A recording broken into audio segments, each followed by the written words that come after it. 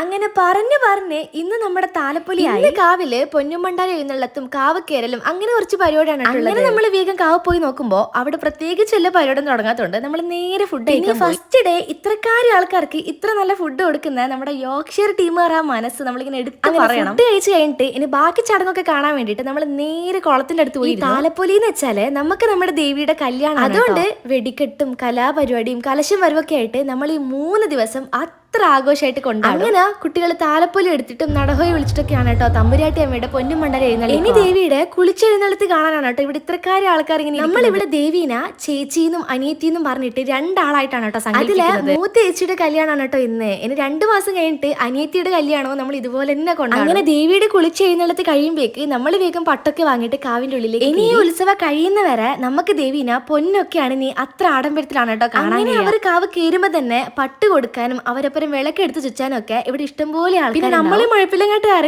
അത്ര ആഘോഷിച്ചു കൊണ്ടാടുന്ന ഒരേ ഒരു ഉത്സവം ഇതാണ്. അങ്ങനെ കൊടിയൊക്കെ കയറി ഉത്സവത്തിന് തുടക്കത്തിന് ശേഷം നമ്മുടെ വെടിക്കെട്ട് തുടങ്ങി. അങ്ങനെ വെടിക്കെട്ട് പിന്നെ അടിപൊളി ആയതുകൊണ്ട് അരമണിക്കൂർ ഇവർ അതിനെക്കുറിച്ചുള്ള ചർച്ചയായിരുന്നു. പിന്നെ അടുത്ത പരിപാടി നാടകമായതുകൊണ്ട് നമ്മൾ അത് കാണാൻ നിൽക്കാണ്ട് ഒരു മുളക് വെച്ചൊക്കെ കഴിച്ചിട്ട് നേരെ വീട്ടിലേക്ക് പോകണം. ഇത്രയേ ഉള്ളൂ ഗായ്സ്, ബൈ.